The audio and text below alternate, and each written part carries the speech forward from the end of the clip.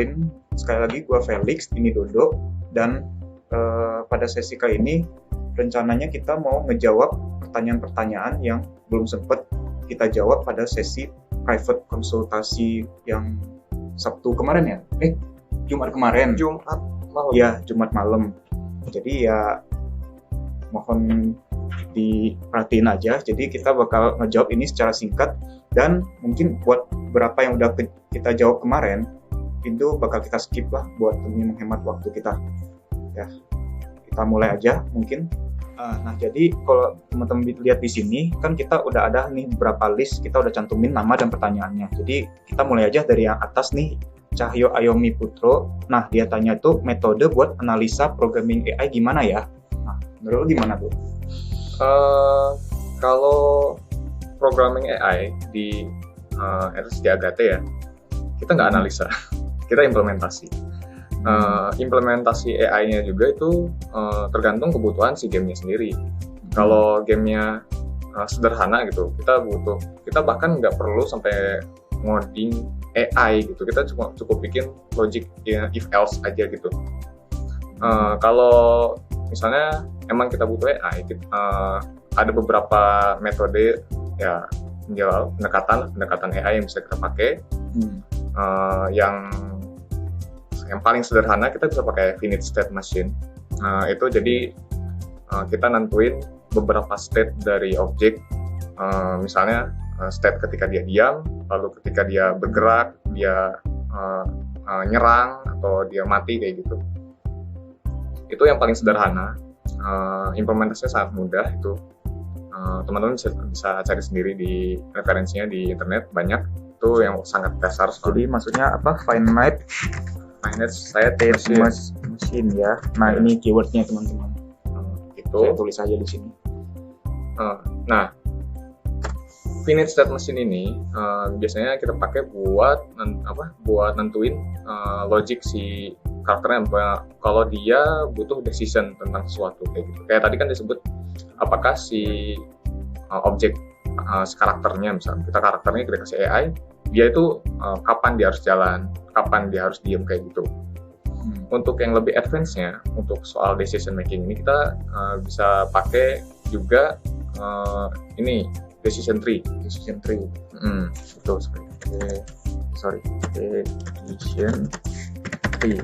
Ya, decision tree ini mirip finite state machine, cuman dia ada strukturnya kalau dilihat itu seperti tree gitu. Kayak dia ada base ini, misalnya ada base state-nya itu dia lagi diem itu dia bisa decision tree itu dia masuk ke mode standby. Di standby itu dia ngapain aja sih? Dia patrol atau dia pokoknya jadi cabang gitu lah ya. Ya, dia idle, patrol, terus ada satu set kondisi yang kalau mungkin kondisi A terpenuhi dia ke A, state A kan, kalau B dia ke state B gitu kan maksudnya. Iya, contohnya kalau misalnya waktu lagi idle terus dia ngedetek karakter ada musuh gitu, dia naik satu level dari yang asalnya idle, dia pindah ke misalnya ke tree sebelahnya, dia jadi attack jadi chase gitu. Chase itu kan dia bisa pilih dia mau maju lewat mana kayak gitu. Nah, itu yang untuk logiknya. AI itu tapi nggak selalu berhubungan dengan logik kayak gitu, bisa juga buat umumnya dipakai buat pathfinding. Pathfinding itu nentuin si objeknya, gimana caranya dia berpindah dari satu posisi ke posisi lainnya kayak gitu. Pathfinding yang paling sederhana buat di-implement di Unity itu bisa cek NavMesh, Unity NavMesh. Unity. Ya, itu tutorialnya cukup lengkap di dokumentasinya. Itu untuk kebutuhan yang sederhana banget itu sudah cukup. Kalau teman-teman pengen lebih kompleks lagi si pathfindingnya, teman-teman bisa pakai A-star tulisan A-star kan gitu ya. Finding A-star atau ASTAR Pathfinding Project. Nah, teman-teman bisa cari itu aja. Itu untuk pathfindingnya kayak gitu. Ini mungkin lebih ribet dikit ya, soalnya ya itu kalkulasi yang lumayan. Ya, terus ya karena ini lebih advance, kita bisa tentuin kan kalau sedikit ini bisa disebut kekurangan atau kelebihan gimana kondisi si gamenya itu. Kalau navmeshnya Unity itu dia selalu ngambil jalur yang paling dekat, Iya, yang paling optimal. ya kan. Kalau kita mau bikin gamenya seolah-olah lebih hidup kan kita nggak selalu harus ambil yang jalan yang paling dekat gitu, pihak-pihak gitu. Itu untuk yang AI. Jadi maksud lu intinya dilihat aja lah sesuai kebutuhannya. Iya. Dia bangun apa, dia bikinnya di platform apa. Kayak di platform mobile kan mungkin nggak boleh terlalu ribet soalnya wasting resource kan. Iya. Gitu. Kita jangan Jadi, sampai overkill juga buat pasangannya AI. Lihat kondisi dan kebutuhan gamenya. Ya. Seperti itu kurang lebih. Kayak tadi saya bilang di awal, kalau gamenya sederhana, yang ngapain pakai AI, pakai if else sederhana aja udah bisa. Iya betul. Paling seperti itu aja sih yang kita bisa sharing tentang AI. Jadi berikutnya kita lanjut aja ya. Kalau emang BTW kalau emang kurang ngejelasin, paling bisa ditanya lagi di forum lebih detail atau gimana. Kita pasti jawab kok, tenang aja. Ya udah, maksudnya lanjut aja, kita langsung ke yang berikutnya. Di sini kita lihat ada Zulfikar. Ini Zulfikar Reza Al-Gadari ya. Oke, dia tanya itu tolong jelaskan OOP C# yang bisa dipakai di Agate. Nah, ini gimana ya maksudnya? Ya, OOP ya. Ya sebenarnya dari kita sih kurang begitu jelas OOP itu ya sebenarnya ya OOP sebenarnya. Jadi di mana-mana sebenarnya sama konsep OOP itu. Nah, makanya ini menurut aku sih kayak kurang jelas. Ya paling lebih ke arah kita tekenin ke inheritance sama pemakaian interface-nya gitu. Biar nggak terlalu belibet lah si isi codingannya. Ya, konsep dasar OOP-nya dipakai sih. Biasanya kayak polymorphism kayak gitu ya kadang-kadang kita pakai ya, gimana kebutuhan juga sih. Iya, paling seperti itu aja. Paling kalau emang kurang menjawab atau kurang menjelaskan bisa ditanya aja lebih detail sekali lagi di forumnya aja langsung. Soalnya ya seperti itu OOP kayaknya konsepnya itu lagi sih sebenarnya. Paling itu aja sih. Paling berikutnya kita lanjut aja langsung ke si Hardian Gunawan. Nah, di sini dia tanya MVC di game itu sama MVC di Netcore itu beda nggak?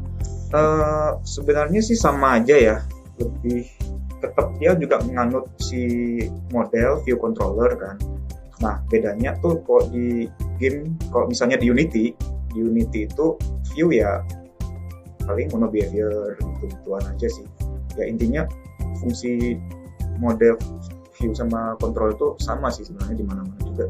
Soalnya ini lebih ke arah pattern sih. Jadi pattern itu kan lebih ke arah konsep. Jadi konsep itu harapannya bisa di-apply ke semua programming language jadinya. Jadi ya bisa dibilang sama. Beda juga paling beda di tergantung platformnya kayak yang tadi saya bilang di Unity paling view-nya itu berupa mono behavior gitu aja. Soalnya di Unity juga controller bisa ada mono behavior nggak ya? Kayaknya nggak mungkin ya. Controller karena justru kita bikinnya pakai mono behavior controllernya. Enggak, maksudnya controller itu lebih ke arah dia yang ngebikin si prefab-nya itu. Oh, controller itu. Ya. Controller dia bikin prefab-nya. Nah, prefab-nya ini udah ada si unsur view-nya. Dan view ini adalah mono behavior. Jadi si controller bakal bikin prefab dan di-add ke scene-nya. Seperti itu sih kurang lebih yang gua paham dari Unity MVC. Implementasi di beda engine ya beda lagi sih. Tapi iya. Tapi konsepnya kurang lebih sama. Konsepnya kita bikin model, terus bikin view-nya, terus kita bikin controller buat ngehubungin dua-duanya. Ya, seperti itulah kurang lebih. Semoga menjawab. Berikutnya, nah di yang Alija kemarin ini kita udah sempat jawab beberapa pertanyaan dia, cuma emang nggak sempet. Nah, jadi di sini di sesi kali ini kita bakal kupas tuntas tentang pertanyaan-pertanyaan dia. Jadi bisa teman-teman lihat ini kan dia mulai dari nomor 2, soalnya yang kemarin yang pertama udah kejawab ya tentang yang pertama itu tentang case gitu ya, tentang penulisan. Penulisan. Nah, paling buat teman-teman yang nge-miss bisa nanti bakal kita publikin yang sesi sharing sama Alija yang sesi pertamanya dia. Jadi kita lanjut aja di pertanyaan nomor 2-nya Alija. Sampai saat ini di course programming kurang lebih dilakukan pengajaran untuk implementasi dari game. Biasa source code-nya udah tersedia dan tidak terlalu dijelaskan bagaimana proses dari awalnya. Maksudnya lebih ke arah proses awal mendesain kelas yang dibutuhkan, struktur segala macam ya. Jadi intinya mau tahu gimana cara struktur si kelas desain codingannya kan, mungkin arsitekturnya seperti apa. Nah dari lu sendiri gimana? Ada yang bisa lu share ke teman-teman? Ya kalau gue sih biasanya gue harus tahu dulu si gamenya maunya gimana gitu. Skopnya lah ya. Skopnya ya. Kita butuh tahu skopnya kayak gimana. Game ini mau apa sih? Mau bisa apa aja sih? Kalau kita ambil contoh, ambil aja Flappy Bird kemarin lah. Si Flappy Bird itu kita pengen burungnya di tengah, terus dia bisa turun misalnya. Dia bisa turun ke bawah karena gravity misalnya.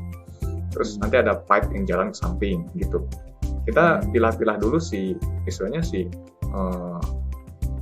mekanismenya lah, mekanisme yang utamanya itu apa aja sih gitu. Udah dipisah-pisah, baru kita coba kita riset satu-satu gimana sih caranya kita bikin si pipe-nya gerak misalnya. Kita riset satu-satu aja kayak gitu. Terus gimana sih caranya kita bikin si burungnya jatuh misalnya. Itu aja.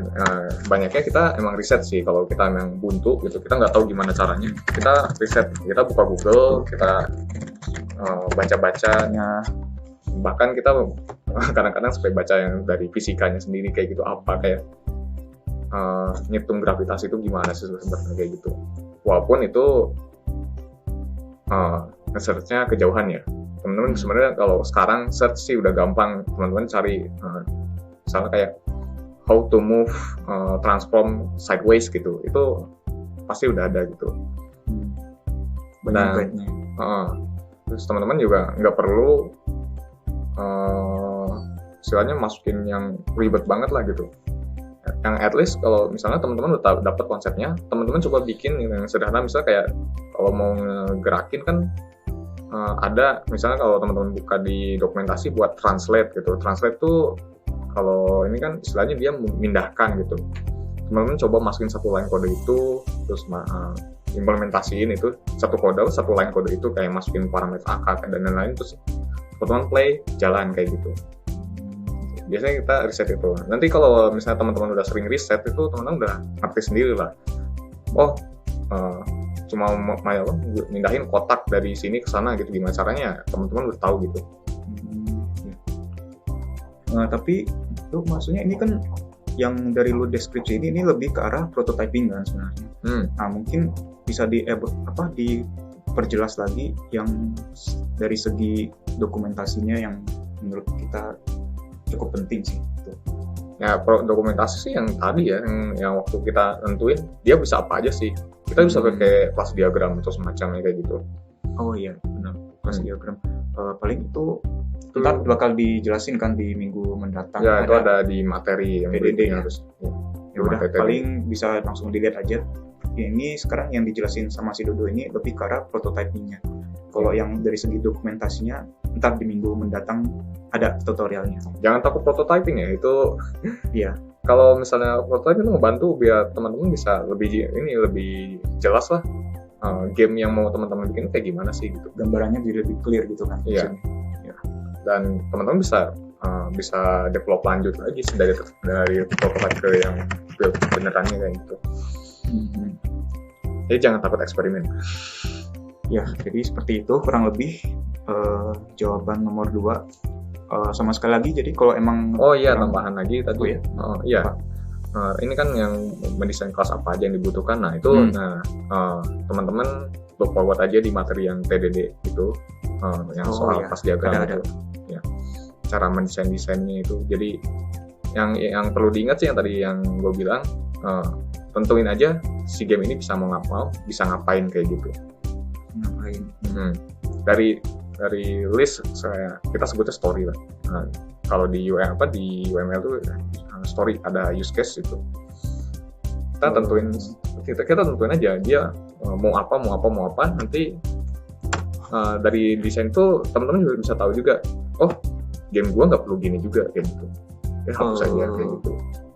Berarti maksud lu ini yang buat yang pertanyaan tidak over engineering itu, tidak asal buat. Iya, tidak asal buat.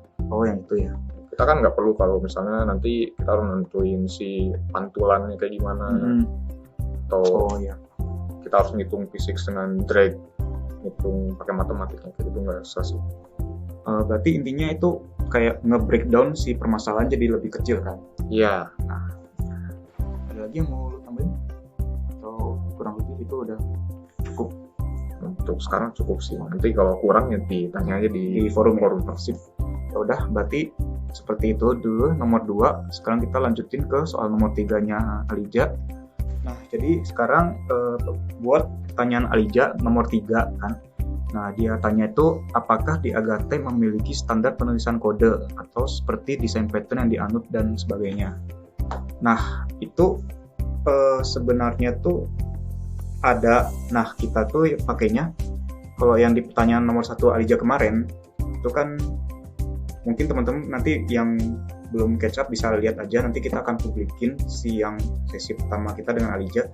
Nah, di situ tuh Alija nanyanya tentang variabel yang kayak Pascal case dan kawan-kawan. Nah, kalau teman-teman lihat juga di tutorial, kita penulisan variabel tuh kadang ada yang pakai kayak underscore baru bla bla bla gitu kan. Nah, itu buat mewakili kalau itu adalah private. Nah, itu adalah salah satu contoh standar penulisan kode di Agate sih, kalau kita boleh spoiler dikit. Nah, yang lainnya juga ada, dan bahkan kita punya satu buku dokumentasi gitu yang isinya cuma ngejelasin standar penulisan kode, dan gua rasa di semua perusahaan juga ada lah ya gitu standarnya, cuma beda-beda kan seperti di Agate. Iya, gimana? Harusnya ada. Mereka biasanya sebutnya convention. Paling nggak bisa kita jelasin satu-satu, soalnya mungkin terlalu panjang juga ya makan waktunya. Ya intinya, apakah di Agate ada memiliki standar penulisan kode? Ada, itu aja. Dan yang kedua tuh desain pattern yang dianut dan sebagainya. Nah, ini sih lebih ke arah tergantung teman-teman gimana makainya. Apakah teman-teman bisa mempertanggungjawabkan si pattern yang teman-teman pakai ke project teman-teman yang ada sekarang. Jadi kayak misalnya gue lagi belakangan ini kan lagi ngerjain project tentang yang UI based gitu kan. Jadi gue pakai MVC. Nah, kayak Udo mungkin dia beda gitu loh. Dia pakainya mungkin facet ya, kayak gitu sih kurang lebih. Jadi ya kurang lebih disesuaikan aja dengan project yang ada dan kemampuan teman-teman dalam mengerti satu pattern. Benar nggak? Atau lo ada yang mau ditambah nggak dari pattern? Ya tadi yang kayak Felix bilang itu, ya, dia ngejain sesuatu yang berhubungan yang berat di UI. Ya, teman-teman tahu kan unit UI kayak teks atau gambar atau mungkin biar lebih gampangnya itu visual novel yang iya visual contohnya novel. Tuh visual novel itu kan UI banget tuh. Nah, terus kalau yang kayak lu mungkin yang facet itu karena gue ngejainnya 3D based gamenya. Jadi gue kayak butuh banyak istilahnya kayak gue butuh banyak komponen-komponen yang untuk dijadiin satu family gitu lah istilahnya. Satu family. Jadi satu fungsional gede itu isinya beberapa metode yang bisa kita ambil dari mana-mana kayak gitu. Jadiin satu grup untuk kayak gitu aja sih. Oh ya udah, paling mau nyimpulin aja desain pattern yang kayak gini itu ada baiknya teman-teman belajar beragam jenis desain pattern, dan jadi biar teman-teman tahu mesti pakai yang mana di project A atau di project B harus pakai yang kayak gimana. Jadi buat menambah skill dan nge-expand knowledge teman-teman, menurut saya ada baiknya teman-teman belajar banyak macam jenis desain pattern yang ada. Itu aja paling buat nomor 3. Jadi kita lanjut aja di pertanyaan Alija nomor 4. Nah, katanya di sini dia bilang untuk melatih membuat kode yang optimize, adakah tips-tips atau praktek yang bisa sering dilakukan tapi perlu dihindari? Ya, intinya ya bad habit gitu ya, atau kurang lebih yang kemarin pernah dibahas sih di tutorial yang pembahasan tugas kemarin minggu ke belakang itu yang soal pakai find game object. Kalau di Unity ya, kalau di Unity ada find game object itu, terus di run-nya di update lagi jadi dia ngambil resource CPU-nya banyak.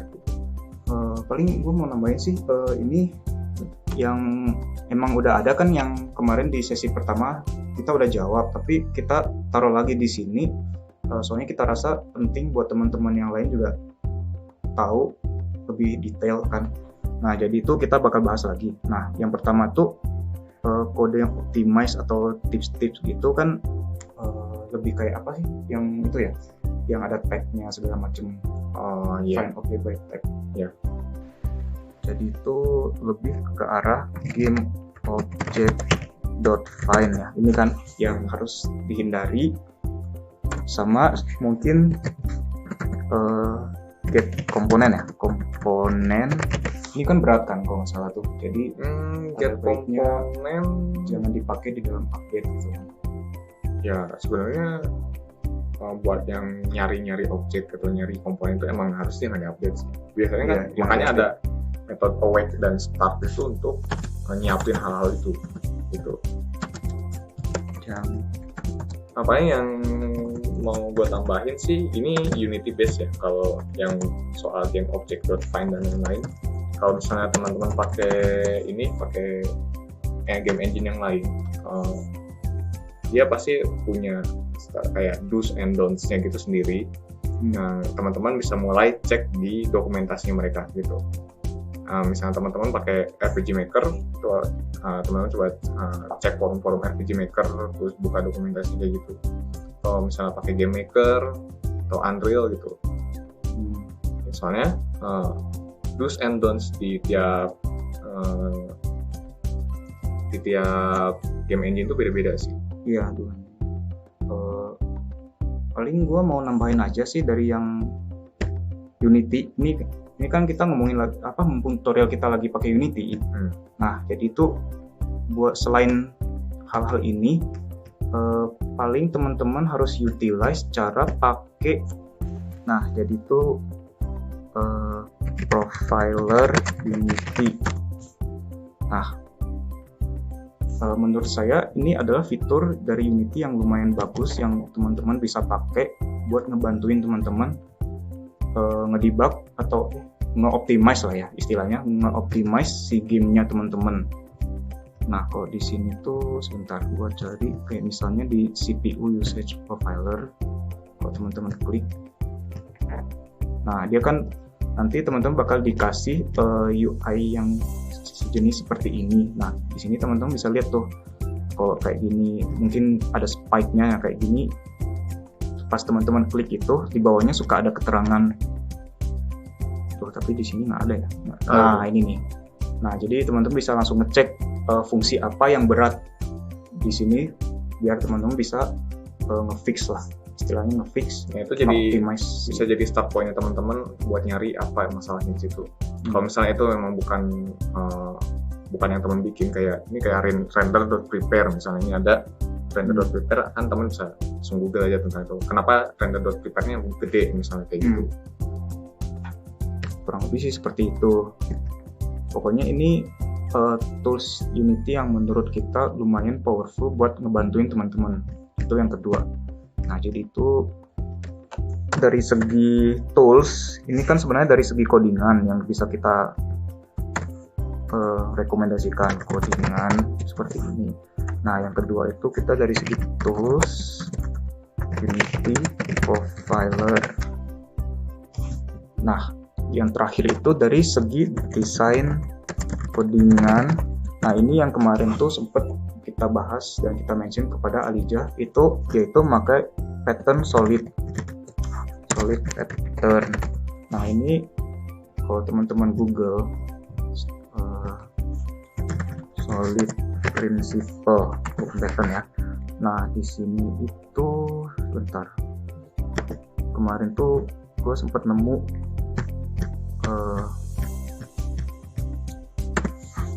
link yang bagus yang lumayan bisa cukup ngejelasin. Nah ini. Nah jadi teman-teman bisa ngelihat nih linknya di sini gue tunjukin aja. Menurut saya ini cukup bagus soalnya dia ngasih contoh snippet ini, jadi teman-teman nggak bakal bingung. Pokoknya teman-teman baca aja di link ini.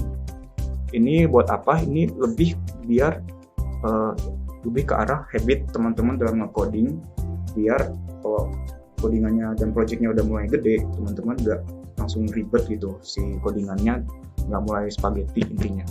Kalau bisa teman-teman ikutin aja solid principle ini lumayan bagus menurut kita, dan mulai kita biasain juga ke teman-teman programmer lain di Agate buat ngikutin prinsip ini. Jadi teman-teman bisa baca lebih lanjut sendiri aja. Linknya udah gua kasih di sini. Bisa teman-teman langsung cek aja. Nah, itu kurang lebih sih dari 3 point of view, yaitu yang pertama codingannya sendiri, yang kedua desain, yang ketiga si tools-nya. Semoga kurang lebih menjawab, atau lu ada yang mau ditambahin lagi nggak? Enggak sih, itu udah mewakili hampir semuanya. Iya, ya udah paling itu aja. Kalau emang teman-teman masih ada yang kurang, paling bisa ditanyain aja di forum. Nggak harus mencakup tentang tutorial aja, yang lain-lain tentang codingan in general atau programming bisa juga ditanyain ke forum. Paling itu aja sih. Paling berikutnya nomor 5. Aja tuh nanya kalau ingin mendalami backend khususnya Unity bisa belajar dari mana aja. Ini sih rada gimana ya, lebih kayak susah aja sih, soalnya kalau yang gua tangkap sih di soalnya ini yang ditanyain Aliza, jadi tuh lu ngoding tuh di Unity-nya backend, jadi lu harus setup server dan database itu di dalam Unity gitu. Ya bisa sih, cuma itu butuh effort lebih aja sih kata gue. Biasanya sih kalau backend tuh kan bikin server itu nggak di Unity, dia beda lagi. Unit yang dibikin di Unity itu dia cuma API lah istilahnya. Lebih ke arah middleware-nya. Ya, jadi middle end-nya. Kalau misalnya si server punya metode buat login gitu, nanti di Unity itu bikin metode buat manggil loginnya si server kayak gitu. Nanti kayak gitu. Kalau backendnya sendiri? Backendnya sendiri sih kita di Agate sih biasanya make Netcore. Kenapa kita pakai Netcore? Itu soalnya bahasanya C#, jadi kurang lebih mirip dengan bahasa pemrograman di Unity. Nah, jadi itu karena kita di sini mungkin bakal ke depan tuh bakal membutuhkan semua front end programmer menjadi full stack. Jadi bisa di front end dan juga bisa ditempatkan di back end. Nah, buat itu jadi kalau kita langsung belajar dari PHP gitu, yang mungkin beberapa dari teman-teman kita programmer kan nggak ada basisnya kan, jadi mungkin ada susah. Nah, solusi yang tepat tuh kurang lebih kita pakainya tuh Netcore, karena setidaknya teman-teman programmer kita kan di sini udah punya basic C#. Jadi kalau dilanjutin belajar ke Netcore itu harusnya nggak begitu susah karena udah sama-sama C#. Kurang lebih sih gitu. Terus sebenarnya ada satu konsiderasi apa lagi sih yang kenapa pakai Netcore? Itu karena yang Netcore ini dia di-maintain sama si Microsoft. Iya, sama Microsoft gitu, di-maintain. Jadi dia ngikutin sama kebutuhan server sekarang lah gitu. Dia bisa support bahkan gak cuma Unity gitu. Dia pakai yang untuk general purpose buat bikin web atau web aplikasi itu bisa. Nah, jadi intinya teman-teman mulai dari Netcore aja kalau mau belajar tentang backend. Jangan bikin di dalam Unity-nya. Soalnya ya bisa sih, cuma susah. Tapi kalau teman-teman bisa, ya lakukan. Itu aja, simple itu. Nah, untuk start Netcore-nya ini sendiri juga karena gue dari orang front end, jadi gue kurang bisa ngasih masukan. Paling nanti kalau ada pertanyaan gitu, tulis di forum, nanti gue bakal nanyain ke si orang backendnya, setidaknya kita mulainya dari mana gitu. Jadi untuk sementara, kalau teman-teman ingin nyari sendiri sebagai bekal nanti setelah selesai streaming ini, paling bisa pakai kata kunci Netcore aja buat teman-teman mulai belajar. Paling itu aja sih. Nah, sekarang di pertanyaan nomor 7 ini, Aija ingin belajar tentang pemrograman shader. Nah, ini itu kemarin udah sempat kita bahas ke si Alija tuh. Kita suruh nyarinya di Cat-like Coding kan ini. Nah, ini menurut saya ini udah lumayan bagus si tutorial dari Unity-nya. Nah, teman-teman bisa langsung lihat aja di sini Cat-like Coding Unity tutorial. Linknya udah ada di sini, bisa langsung aja. Ini menurut saya udah lumayan lengkap dan lumayan beginner friendly lah istilahnya. Sama satu lagi paling yang kemarin gue lupa ngasih linknya ke Alija tuh artikelnya Alan Zucconi kalau nggak salah, shader. Nah ini,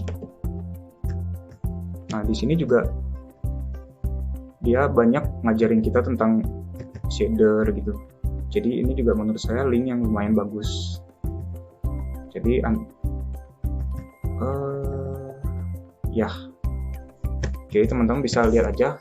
Ini kita ngasih 2 starting point aja, 2 link ini sudah menurut saya lumayan starting pointnya beginner friendly lah istilahnya.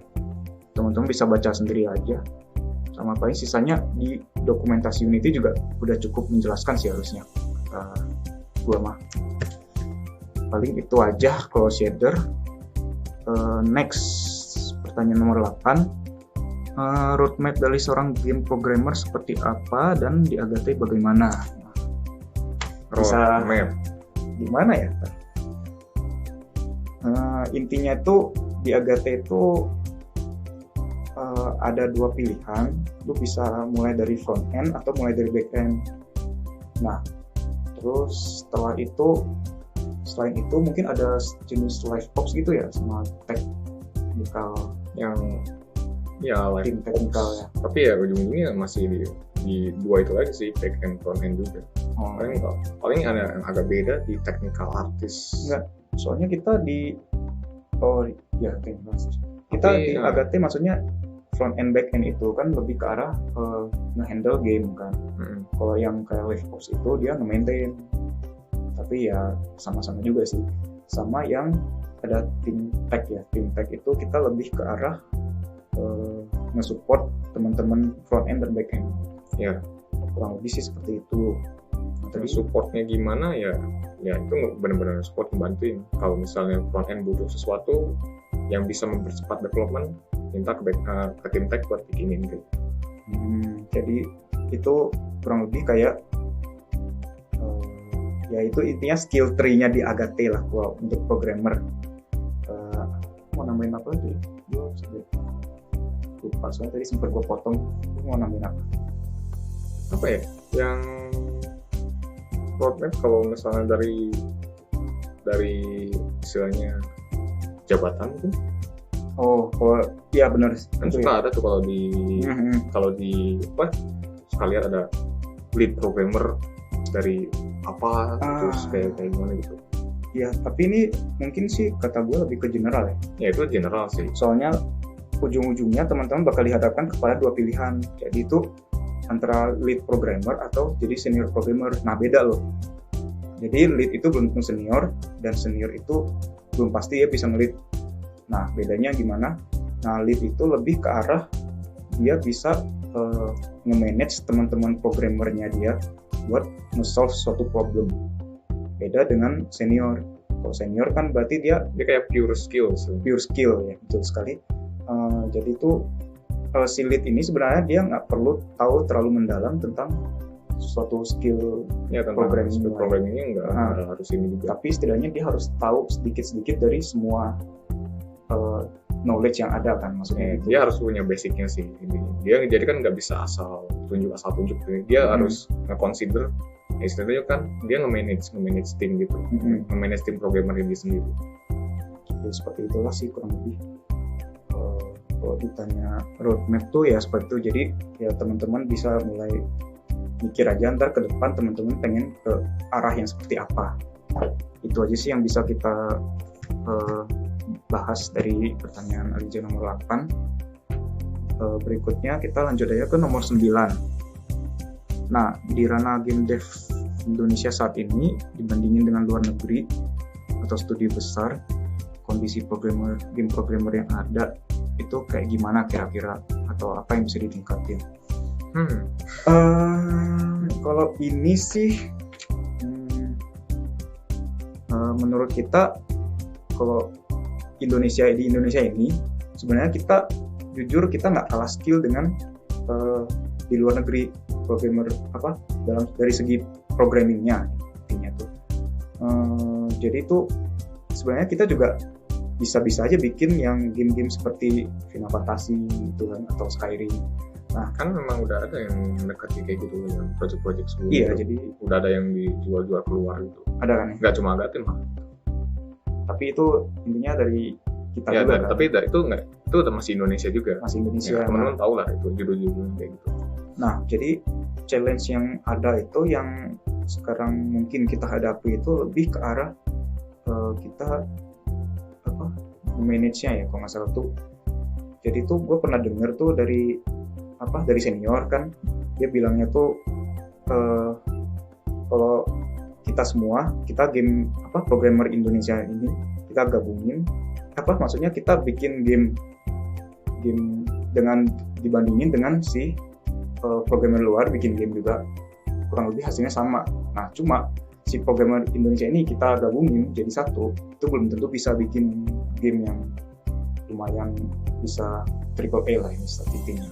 Nah, itu kenapa? Itu mungkin lebih ke arah kalau dari kita sih mungkin kita kerasanya kurang kerjasama antar tim sama manajemennya yang kurang optimal sih. Kalau itu sih yang menurut kita perlu ditingkatkan. Ujungnya ke budaya kerja sih. Budaya kerja ya? Iya. Karena kan kalau teman-teman yang masih kuliah nih pasti masih sering ngalamin lah, kayak ada tugas rame-rame yang kerjanya cuma 1-2 kayak gitu, sisanya diem aja kayak gitu. Walaupun mereka sudah bisa kayak gitu. Iya, kayak gitu. Terus kan nggak ada yang manage, nggak ada yang gimana gitu. Ya. Jadi kayak kurang kesadaran aja gitu kan sebenarnya. Jadi harapannya teman-teman mungkin bisa melatih kekompakan dan kerjasama antara tim juga. Itu sih pesan dari kita, biar makin imbal lah istilahnya ke depan. Imbal. Ya mau gimana. Oke, itu aja. Nah, sekarang nomor 10 dari sudut pandang studio. Kayaknya itu bagian dari tadi. Yang mana? Nomor 10 ini? Ya. Enggak ya? Beda. Tuh, dari sudut pandang studio game dev, kualitas yang dicari dari seorang game programmer. Ini lebih tepatnya pertanyaannya diajukan ke produser sih sebetulnya. Ya, menurut gimana? Mungkin malah ke HR. Ke HR sih. Tapi ya mumpung kita udah di sini ya kita berusaha jawabin aja. Nah, yang gue dengar sih dari produser di Agate salah satunya, yang dicari itu sebenarnya lebih ke arah teknik problem solvingnya. Gimana lu nge-solve ini dengan deadline yang diberikan gitu kan. Nge-solve salah satu. Itu kalau tidak dari sisi skill gitu. Iya, tapi jadi skill problem solving itu emang penting. Tapi ya skill problem solving, tapi ya itu belum tentu, nggak berarti teman-teman harus jago banget codingnya itu, enggak sih harusnya. Enggak. Bukan dari situ kalau misalnya kualitas problem solving itu sebenarnya gitu. Jadi lebih ke arah logik gimana teman-teman nge-solve suatu problem. Soalnya kenapa?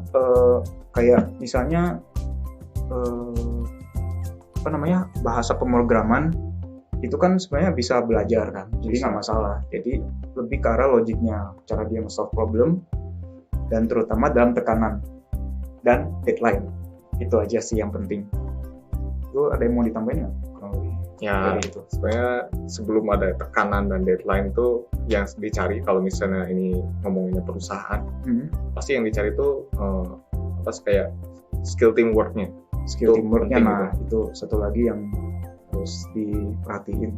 Ya, attitude teamwork itu yang soft skill ini penting sebenarnya, jangan sampai Iya. dilupakan. Nggak cuma skill ngodingnya imba, problem solving yang bagus, tapi soft skill juga penting, kayak kerjasamanya, disiplinnya kayak gimana. Iya, kurang lebih seperti itu sih.